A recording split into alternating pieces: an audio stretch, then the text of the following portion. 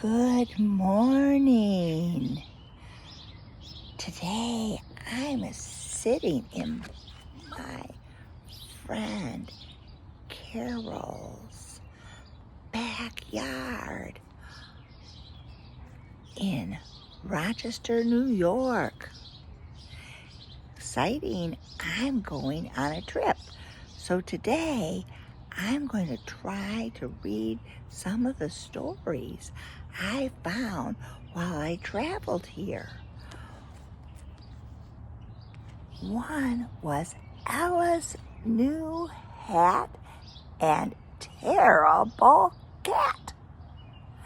And I saw this and I thought of Ella Ray living in New Zealand. And guess what? This book is dedicated to a little girl named Ella Rose. That's pretty close, right? Ella Rose, Ella Ray.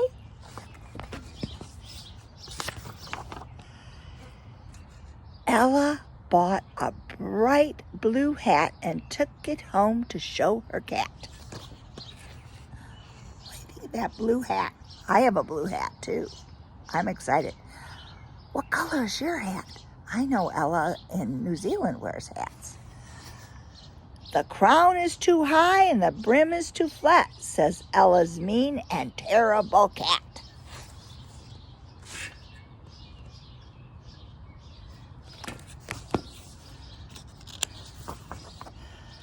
Ella tried this and that to improve the look of her new hat. She bought a ribbon in satiny pink. It looks much better, she did think. Look, she put a pink ribbon on her hat. What were you thinking when you did that? Said Ella's rotten, horrible cat.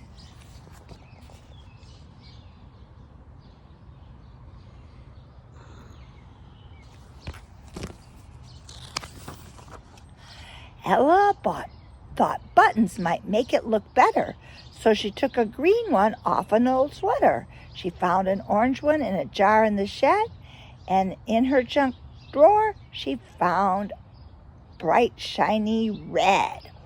Ooh, look at that.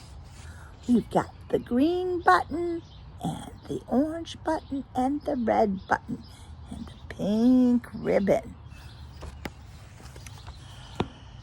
People will laugh if you go out in that, said Ella's dreadful, difficult cat.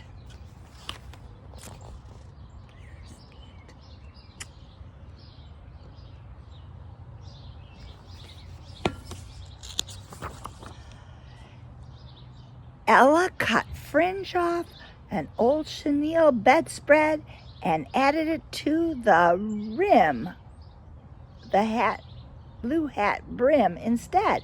It bobbled and danced, and each time she shook, quite was taken with this brand new look. Ooh, look at that. All the way around the trim, she put on some chenille trim there. Wow, that hat's looking fancy. Fringe is not something one puts on a hat, said Ella's contrary, disagreeable cat.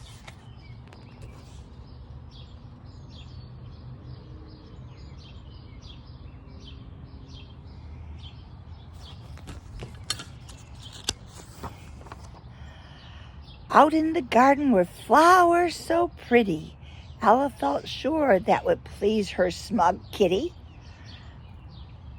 She gathered the blossoms before she ate lunch, then dressed up her hat with the best of the bunch. Ooh, those look like roses to me. What do you think? What kind of flowers are those? They're really pretty. You try way too hard and you always fall flat, said Ella's thoroughly unpleasant cat.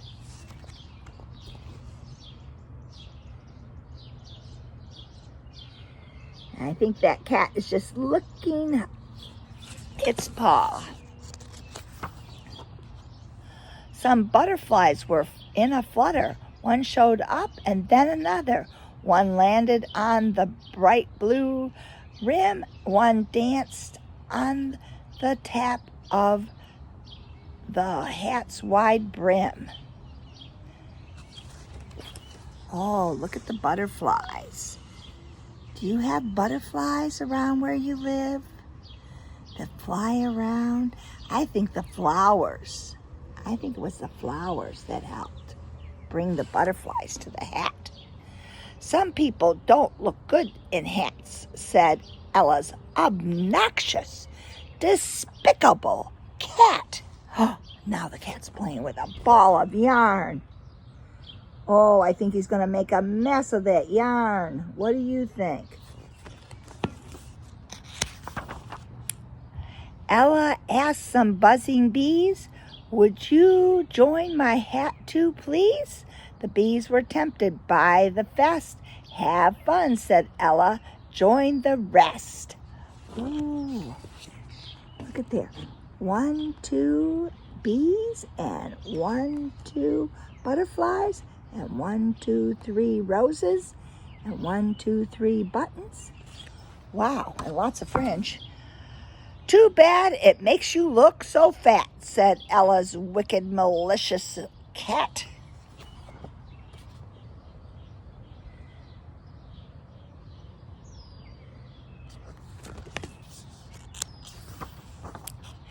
Ella met a ladybug club to join tea time in a shrub. Would you take tea upon my hat? They were delighted and did just that. Ooh, tea time. Look at that. Look at that ladybug. And there's another ladybug, and they're having tea. Look at that. You're kidding, right, about that hat? Said Ella's heartless, hateful cat.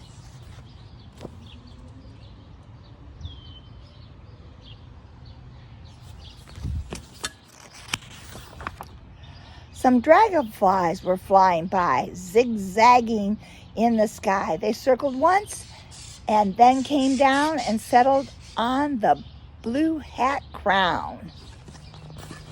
Oh my goodness, now we've got dragonflies. We've got some dragonflies. Boy, that hat's getting full of interesting things, isn't it? You're not really going out in that, said Ella's cruel and spiteful cat.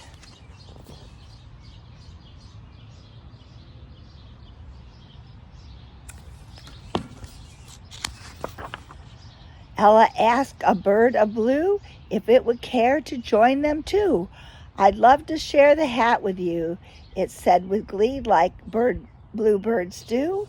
Oh, I love bluebirds. We have bluebirds in Tennessee that come to near our house. There's a bluebird joining all the rest. It's quite a party on that hat. No one worth knowing would ever wear that, said Ella's vile and vicious cat.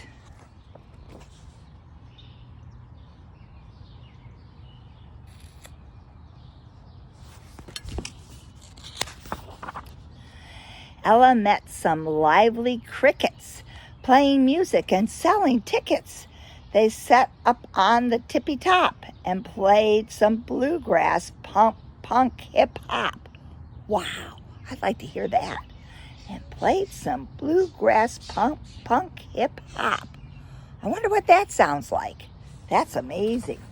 Oh, look at that. One's got a banjo and one's got a cello. I don't know. Yeah, what would you call a cello? Yeah, that's a cello and a banjo. That's got to make an interesting sound. I'd rather eat stink bugs than listen to that, said Ella's rude and persnickety cat.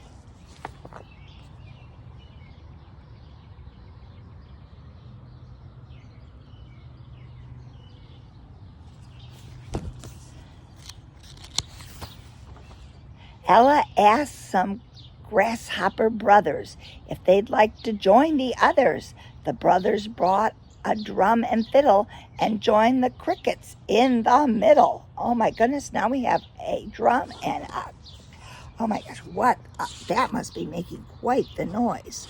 Look at the grasshoppers.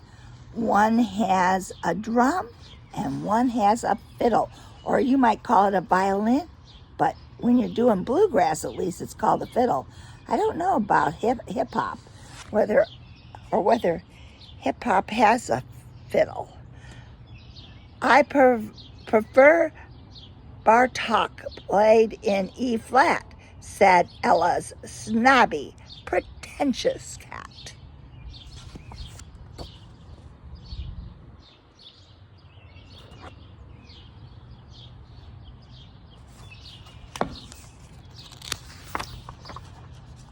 The neighbors came and brought their cats and wore their funniest, wildest hats.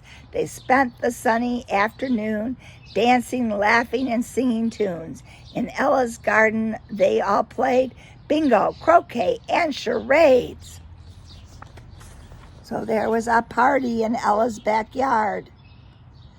Ooh, look at the sunflowers and the bluebirds. Wow, what fun.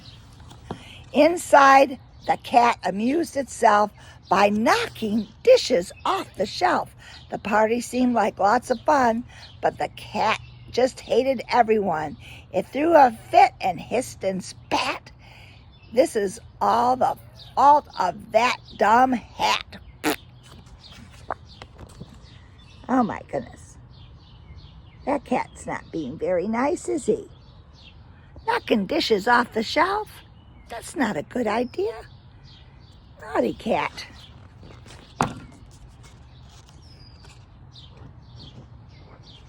But there was no one there to listen to its bad-tempered fit of hissing. The cat discovered it's no fun to be ignored by everyone. People tend to stay away if you only have mean things to say. A pathetic fit, poorly thrown, left Ella's cat all alone. The party ended very late, and everyone said it was great. When Ella came in tired and glad, she saw her cat was pouting sad. Ella said, "You don't want to chat about what you think of my new hat. You could have joined us in the garden if you'd only begged my pardon." She put her hat upon a chair, then took a bath and washed her hair. "Too bad," she told the bad cat later. "You missed the fun, you mean hat hater." So there's the cat all alone. Nobody wants to be around somebody who says mean things. You have to be kind to your friends and say nice things. After Ella went to bed, Cat put the hat upon its head. It looked into the dresser mirror and thought the hat looked so much dearer. "I think it's just looks bad on her because she doesn't have my fur. Too bad I have to shred this hat. It looks much better on a cat." Which goes to show, among many things, this cat did not learn anything. If your new hat makes you glad, but some mean cat says it looks bad, wear your beautiful, wonderful hat, then hide it from that no-good cat. So there the cat is, trying on the hat. But then, that's not nice, cat. He then ripped it up and knocked everything off. The end. Pamela Grandstaff created this book for Ella Rose, her smart, beautiful, witty niece. Pamela loves all cats despite their repeated attempts to undermine her self-confidence. She's written other books for children, Junebug Days and Firefly Nights, as well as Rose Hill Mystery and Cozy Mountain Mystery series for silly grown-ups. So yes, that's the end. So go and be nice to your friends and then have a party and enjoy it. Let's see what's on the last page here. Ooh, that's another book she wrote. June Bug Days and Firefly Nights. This is written and illustrated by Pamela Grandstaff. I like this book. I love you.